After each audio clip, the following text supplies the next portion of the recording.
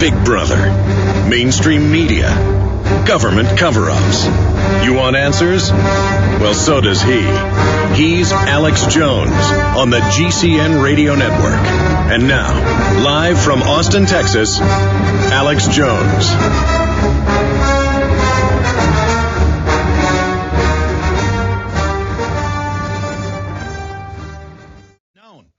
I mean, he was a really an interesting type, psychiatrist.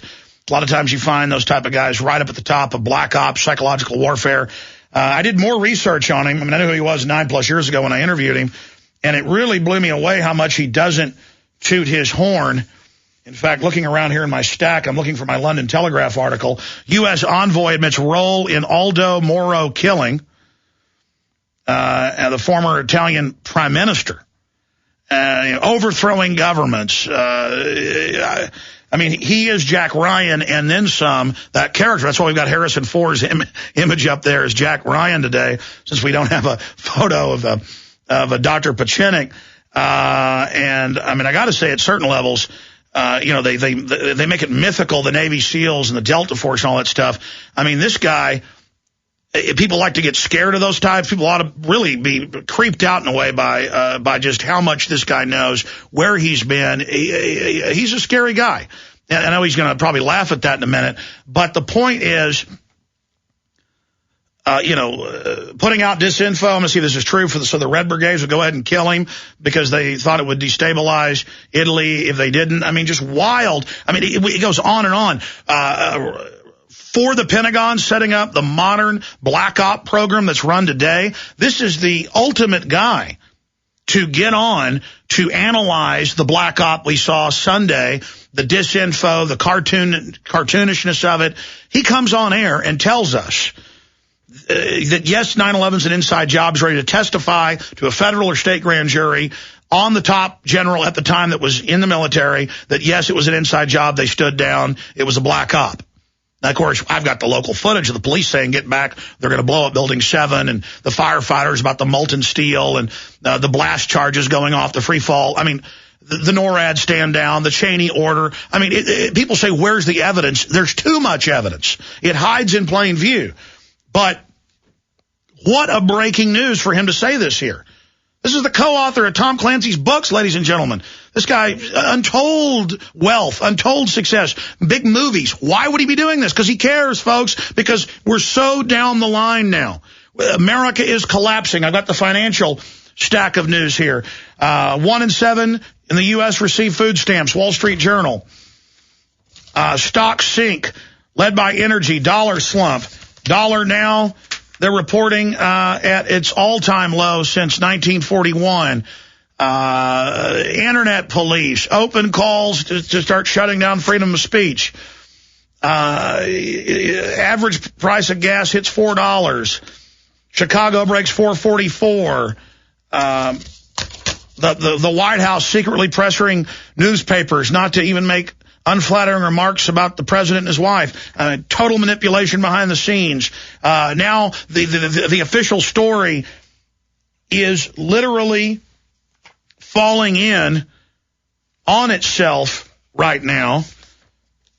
I listened to national talk radio, local talk radio, liberal, conservative, last night and this morning. I went to bed at 1, got up at 5, nothing but full spectrum, computer, TV on the background, radio.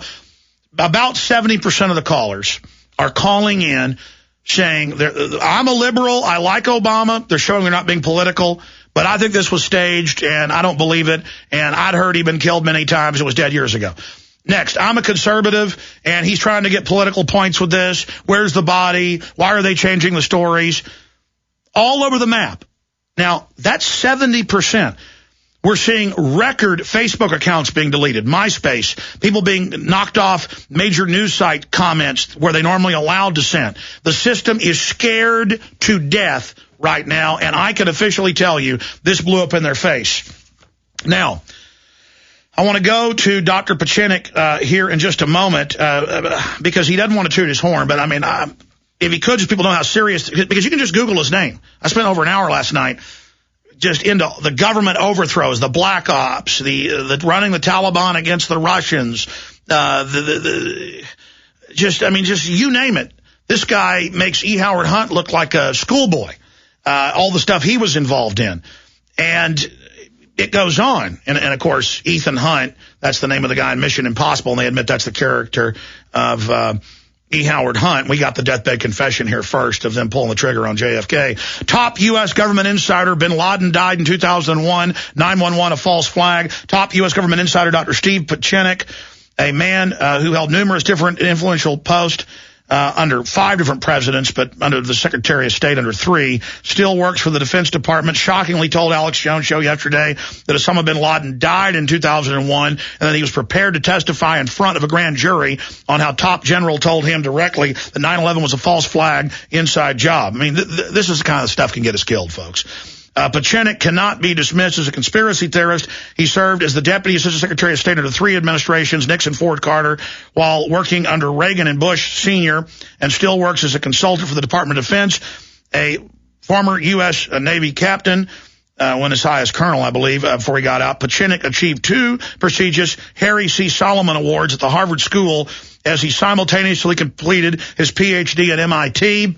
Recruited by Lawrence Eagleberger as Deputy Assistant Secretary for State Management, Pieczenik went on to develop the basic tenets of psychological warfare. This is from the Pentagon. The basic modern tenets of psychological warfare, counterterrorism strategy, and tactics for transcultural negotiations.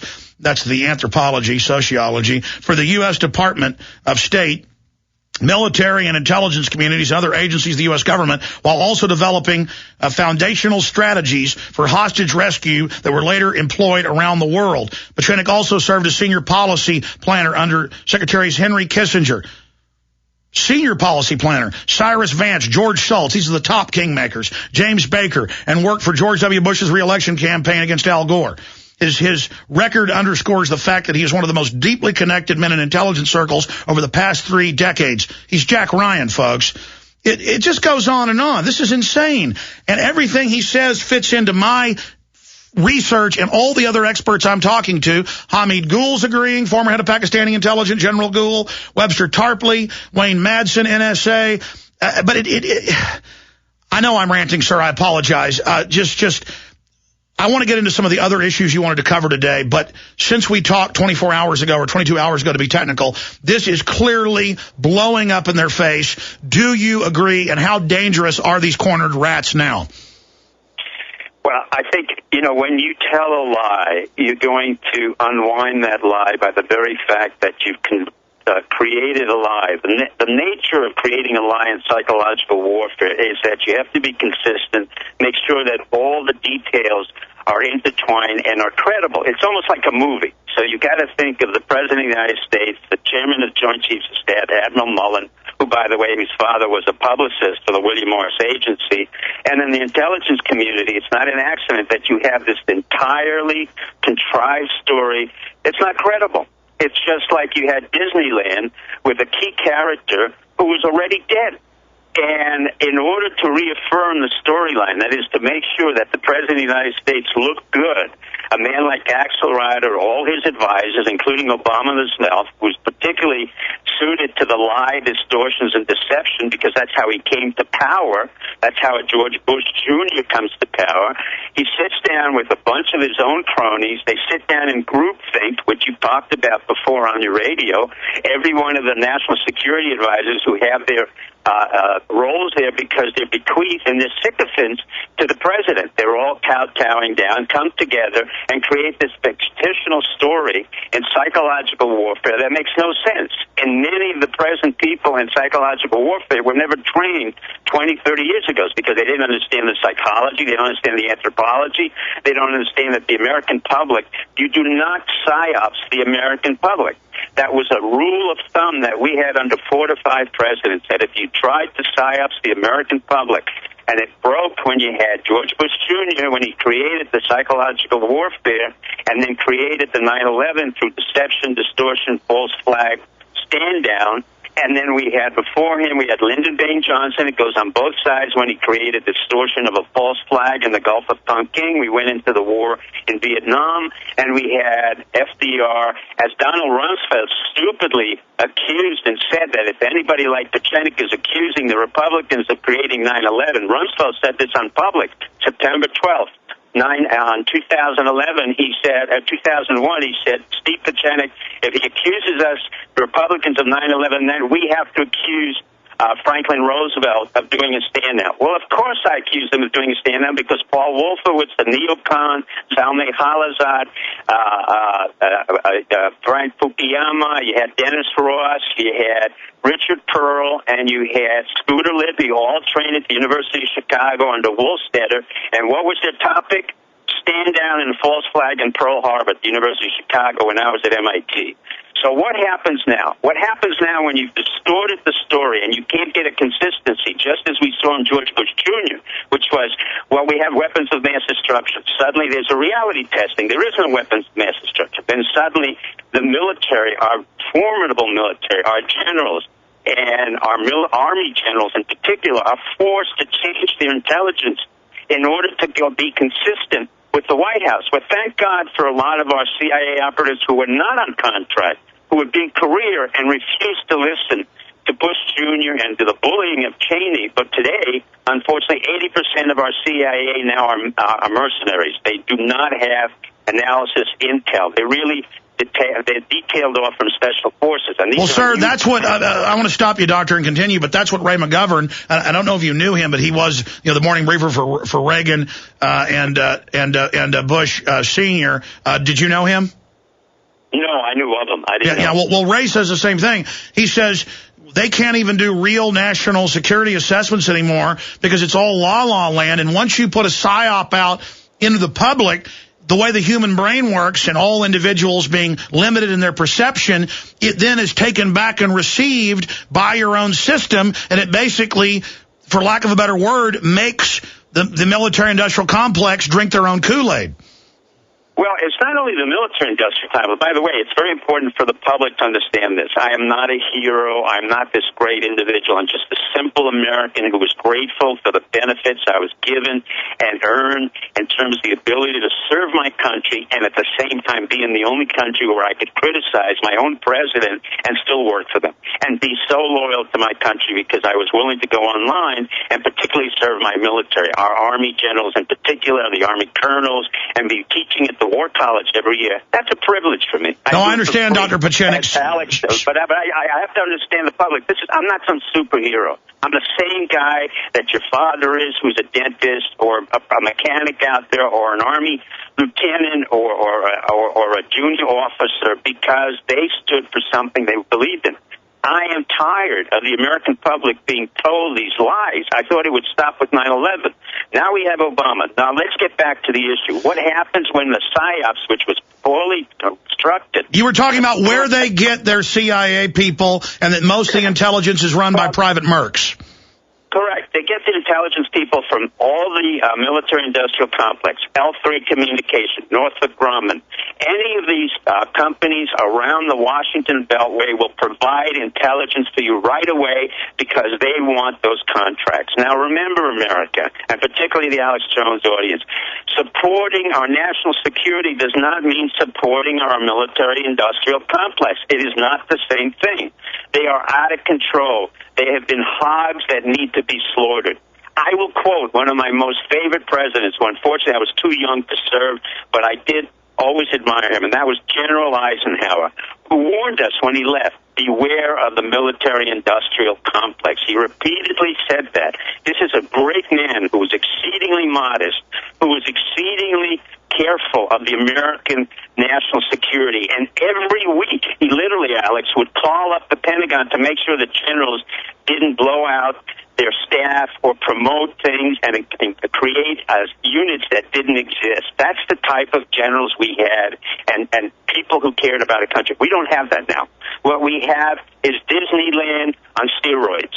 And what's worse is that Disneyland is killing our heroes, our American women and men and young people who are going out to die for civilian orders that are being used and manipulated by a president who's never served our country, has a questionable background in many, many places, forget the birthing issue, and has civilians around him have all been questionable in their capability, and were all recruited from a questionable predecessor, either Carter or Clinton, who himself was also a sociopath.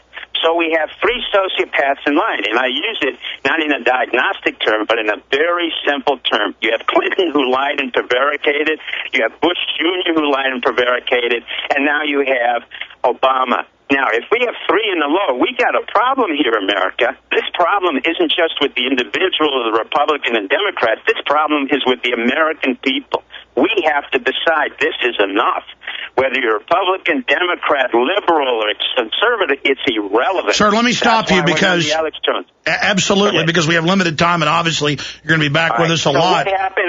The issue now, what happened is, if I didn't know which unit of the Special Forces, and I've worked with Special Forces over 30 years, and part of it, I was involved in development of Delta Force, because in the beginning of hostage negotiating, we didn't have a comparable unit to the SAS. One of the concerns that I had, and I said, if I think any unit's going to be sent in there on the basis of publicity, and believe me, I have a lot of respect for the men and women who serve in the Navy and in all Special Forces, but particularly I work with the military, Army, the Special Forces, which, by the way, you have never heard anything about. You have never heard about any of the Army men who I know and the units that I specifically know, nor will I tell you of the men and women who are in the Army and they're serving this country, and they've never had a movie about them. They've never had a story about them. Yet today, I would have sworn, and I said to Alex Jones beforehand, if I had to predict which unit was going to get the biggest publicity, and if I were Admiral Mullen, who's concerned about his publicity and the publicity of the Navy, because they have no goal whatsoever right now strategically, I would have said they would have used the SEAL Navy team. Now, think about it. You use a SEAL Navy team on the ground from Afghanistan to Pakistan. It makes no sense. And then to go on the news and to say that we are so great, but we are so secret, it is an inherent contradiction. When you're secret, you are secret. There's a reason why I don't have a picture, because I'm not that good looking. There's a reason why I really don't care about what people think about it, because I want to do my everyday life in America. I don't need to promote my narcissism. I don't need to promote who I am or what I am. It's already difficult to pronounce my last name, Pieczenik, and by the way, that's been my secret to success overseas, because nobody could spell Pieczenik, including Noriega. But let's go back to the Navy SEALs. They really have to question what they did and what happened. Well, let me stop you, Doctor. Doctor, there's been some major breaking news, Dr. Pieczenik. Are you there? Okay, great. Obviously, this morning they came out and said his daughter, who they have at a military base in Pakistan, who was left there, and he has all these wives, all these concubines, all this made-up cutout, just like they told us that, you know, Pat Tillman was killed fighting Al-Qaeda, and it turned out they just murdered him. Right. Or the same thing with Private Lynch, with Bruckheimer on record producing it. If folks don't know about that, BBC admits it.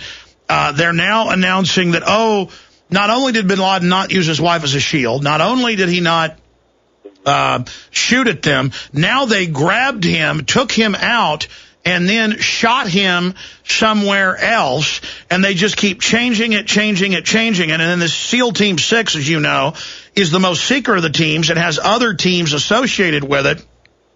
That's why they use that team, so that other SEALs are ignorant and can never, discover that it didn't happen. And you're breaking down what teams you think are involved, what happened. Obviously, it's theater. He's been dead for 9+ years, 10 years. But and they're creating this. Let me tell you a true story. Let me just so your audience understands this. I work with Special Forces for over 30 years.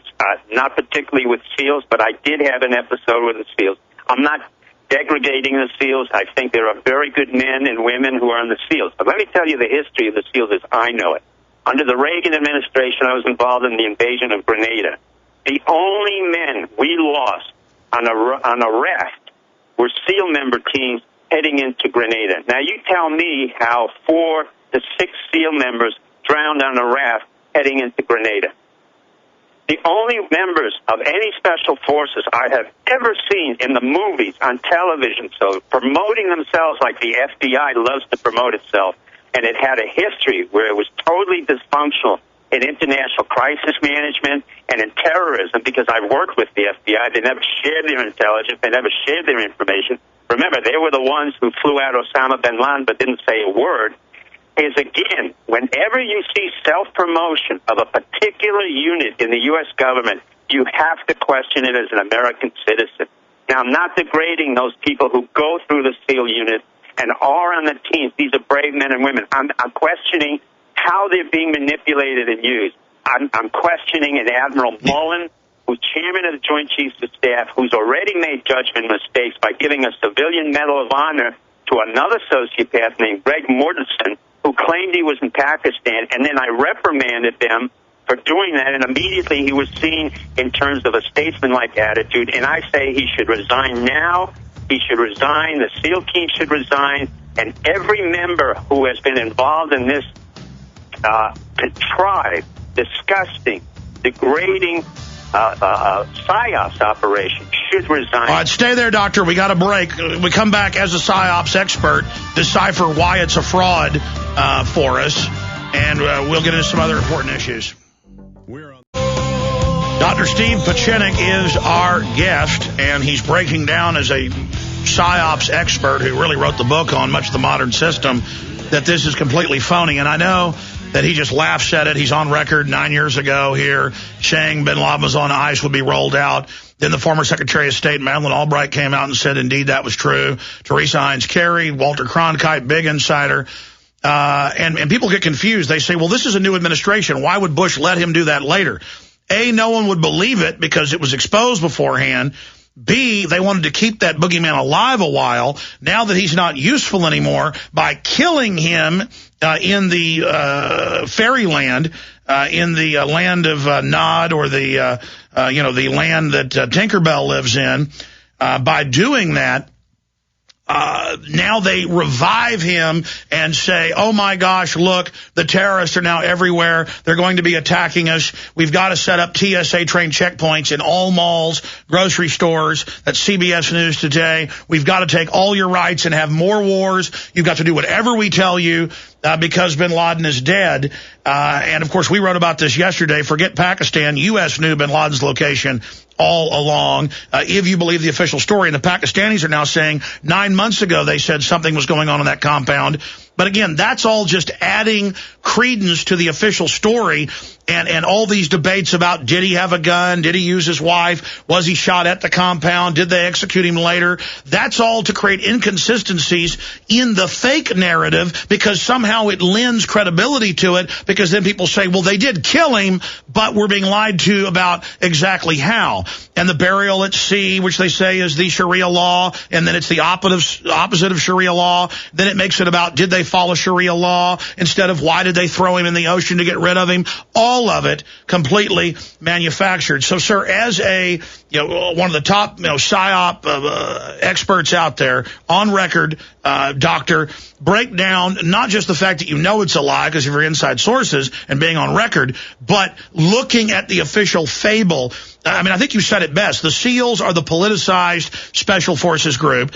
Then there's Delta that you helped found, and during the break you said, yes, you're correct, but I can't talk about it. But obviously, through my contacts, there are a whole bunch of other squadrons with other jobs, not just anti-terror, the surveillance groups, the plainclothes groups. I mean, there's all sorts of groups way above that, but you can't get into that. But obviously, they use the politicized group with this phantom SEAL Team 6, so the other SEALs can't even find out it's a fraud. Please continue.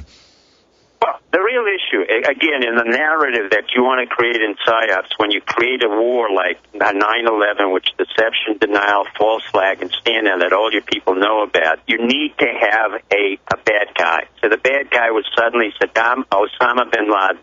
But in this narrative, because Bush, CHeney, Wolfowitz, and the neocons were not very bright in understanding even PSYOPs for war, they created two bad guys, Saddam Hussein and Osama bin Laden. And a lot of us got confused because Saddam Hussein has never been a Muslim. He was basically a Baptist. He hated Osama bin Laden. And basically we had 2 wars going on with 2 unspecified targets. We went into 2 countries without any clear exposition of what the reasons were. So we had this incredible psyops that made no sense, no internal consistency.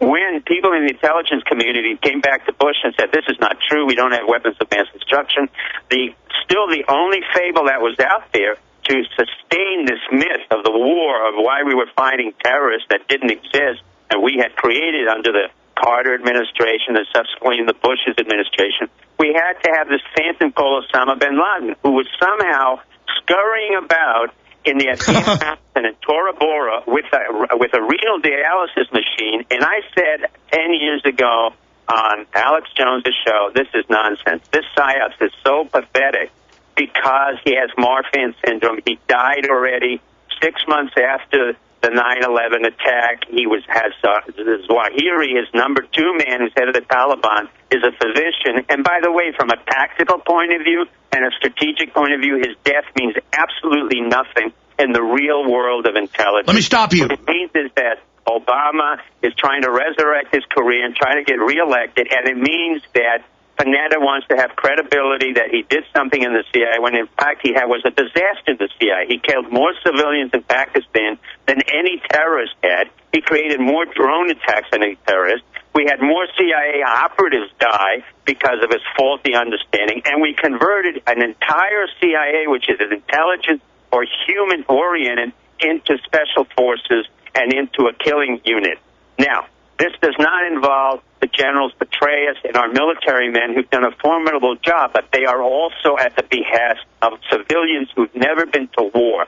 So when the President of the United States, Obama, said, without any experience, after picking up the Nobel Peace Prize, which was absurd, and then went to war the next day in Afghanistan after giving this peace talk to the Muslims saying we're all brothers, you could see the inconsistency and the lies, and now this politicized drama, which makes no sense. All the inconsistencies are unwinding. But we needed Osama bin Laden, or the story was needed, in order to get the bad man. The reason he's now discovered, and ostensibly this attack on a mortuary, which I've never, this is the most absurd story I've ever heard, legitimizes, number one, the fact that this entire system of intelligence, which, by the way, Americans have to understand, there are over 850,000 contractors with top secret clearances. Now, that is the most absurd thing I have ever heard. Who have a stake in the fairy tale. Let me add something, because you are a medical doctor.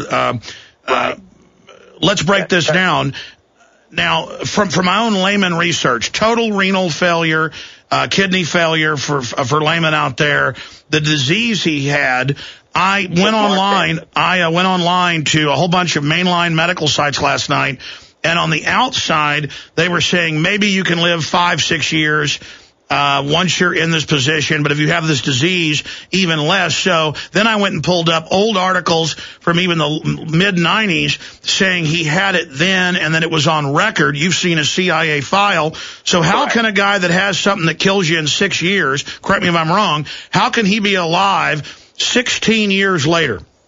He can't. That's why I said on your show, even 9 years ago, that Dr. Dooley, one of the physicians of the CIA, went to the American hospital in Dubai. He was already dying under the Clinton administration. So you have Clinton implicated, who's another prevaricator and distorter. And that was used subsequently in 9/11 because they knew his life was limited. That was it. He was to die. So how do you best use a man's imminent death in a psychological warfare routine? Well, you make him the bad guy.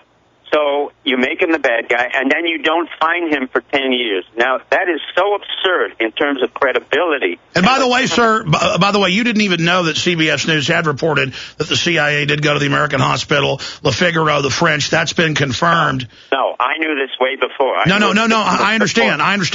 And, well, no, you said it on the show years ago. It didn't come out until after, but they probably got it from you and then went and did research. But the issue here is that they know full well. Now, his family builds most of the military bases in the Middle East. They did the air conditioning for Mecca. They're one of the richest families in Saudi Arabia. And they're still working. Exactly. His kids are all going to Oxford and the rest of it. Now his daughter, but we're not seeing her, pops up and says it's all true. This family, from my study, correct me if I'm wrong, goes back to British intelligence. They didn't just send bin Laden in to be the money man for the Mujahideen that you met while you were there running some of the military operations because he fell off an Apple truck. Now, my intel is they made the deal with him and his family at the time to let him play the part of the bad guy, and since then they've been given even bigger U.S. and British contracts as the payoff. Right. Let me tell you one principle of counterterrorism and psychological warfare. Any terrorist that has been apprehended, for the most part, as a rule of thumb, for example, Carlos, not only served intelligence of the Soviets, he served intelligence for the Mossad, for the French, who questionably called him BND. So within this game of counterterrorism, which is really a game, a very sick game, we create what is called, under Kissinger, strategic tensions. We create strategic tensions so we have a legitimate reason to go into a country to either invade, suppress, or extract whatever mineral rights. Now, let me give you an understanding. Let me say it very clearly. Osama bin Laden was on more than one payroll. He was not only in the CIA payroll, British payroll, but guess whose other payroll he was on, Alex Jones? The Israelis. Take a wild guess. You got it. And he had relationships with Jews in the Middle East, in the diamond business, and Israel will go absolutely nuts. But the New York Times article years ago even reported how a lot of his own money came out of the Jewish diamond dealers in Tel Aviv, and his mother, Yemeni, usually would probably be Jewish. But I don't want to get into this entire issue other than the fact that people have to understand, when I went after Noriega, which also cost my life because he hunted me down, accused me of being an assassin, whether it's right or wrong, let's not worry about that. But he served our intelligence, he served Latin American intelligence, he served Cuban intelligence, he served many intelligence. For the same reason, when we went after Saddam Hussein, by the way, I do have to correct you, Saddam Hussein was not executed, with all due respect, Alex Jones. We never execute a leader of a country, and particularly with Bush Jr., who's a liar and a coward, by the way. So you're saying that's all fake, too? He was not executed. What you saw, in effect, was a picture of how so-called execution through a camera of somebody's little camera. But he is probably somewhere in the Central Asia. And Bush Jr. can go in front of a federal court, and if he can swear that without holding Cheney's hands the same way he did the commission, I will be surprised. Well, sir, that's like the old king's rule where kings don't kill kings. That's why twice. That's exactly That's true. why twice with Napoleon they put him on islands. Exactly. Idi Amin, I worked against Idi Amin. He killed 187,000 people. We didn't kill him. We put him in Saudi Arabia. He was playing poetry. He was writing poetry. He was playing golf. Noriega was never killed. He was sent off to France. He has a chateau in France. It goes on and on and on. Osama bin Laden was already dead. We used him.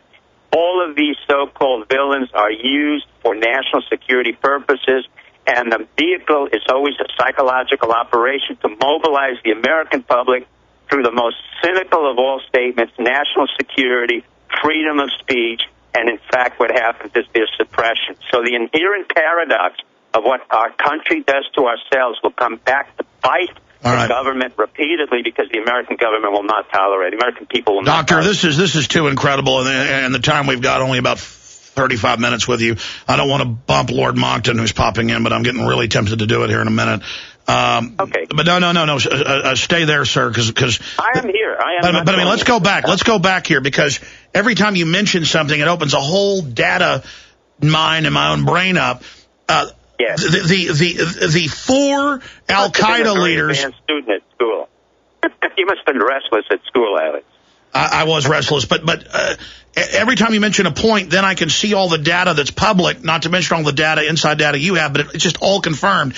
When I was on RT, International TV, a few days ago, they showed the four top Al-Qaeda people, and three of them, Gaddan, Awlaki, and one other, they admit all born in the U.S., and then I know their ledgers. Anwar al-Awlaki, Fox News admits, secretly at the Pentagon, 2 months after 9/11, dining with the Secretary of the Army. He runs the Fort Hood, Patsy attacks, the underwear bomber, the Times Square, the shoe bomber. They get the drugged Muttalib on the plane. I mean, this is all admitted. And the State Department That's correct. I mean, what's crazy is But let me just add this final point. You have to get to the central premise, my dear friend. No, but here's my point. Adam Gadon is the grandson of the former head of the ADL who was arrested for beating up Arabs outside mosque. He hated him so much, and the way he gets them is by dressing up in that clown suit with the beard. Here is this ADL grandson uploading with the Intel Center in the same Al-Qaeda logo, their logo, and Wired Magazine confirmed they'd made the video. I mean, you're bringing up bin Laden working for Israel. I don't think people get what you're saying here. They have to. I'm not saying he's working. I'm saying that basically he had been funded by, diamond dealers. That was in the New York Times. And I'm sure he worked for many other intelligence services, including the Brits and others, because in that game, and this is speculation on that part, in that game of counterterrorism, which unfortunately is a game, it is always service of multiple masters in order to justify what they do, what national governments do. But bin Laden was always dealing in the diamond business. I believe his mother was Jewish. She's Yemeni. And, the bin Laden family is still part of the Carlyle Group. Take a look if they hadn't been on it, or they're still part of it. You can look it up. No, sir. London Guardian headline, September 11th, 2001. It had already, September 12th, that all these top brass and Bush people were meeting at the Carlyle Group meeting with the bin Ladens there that day. That's what I mean. There's all these insane connections. That's correct. It's all connections. So basically the question is, how do you break these connections, and how does the American public stop this nonsensical, dangerous, cynical disruption, as you call it? It's destroying the fibers of our country, and the answer is you have to get out on the streets and start insisting on freedom of speech, insisting that you have to organize, that the American public is not stupid. They don't need to have their homework to protect the country, and they have to demand the truth. And they have to force their legislators, most of whom are cowardly, because whether you're Republican or Democrat, remember the dynamics of a legislator is the panderer. He first says to you very nicely, oh, please vote for me, this is what I can do. Well, it's like saying a physician like me, if I were a medical student, I go up to you, Alex, and I said, listen, I want you to pay for the fact that I'm going to be a doctor, but I'm not a doctor right now, but I promise you I'm going to be a doctor. And you're going to say, what, are you crazy? You haven't shown anything that you can do to be a doctor. Well, that's what Obama did. He said, look, I can run this country, but I've never run anything. All right, Dr. Pieczenik, we've got to break. We've got to break. And again, I hate to interrupt because everything you're saying is so important, but then I've got all of these other questions I want to bring up to you, and I want to get into the solutions. I want to spend a lot of time on that. There's also a lot of breaking news. CBS News is confirming the president has now given an interview that will be played later this week, that they are not going to release the photos, and they said the risk of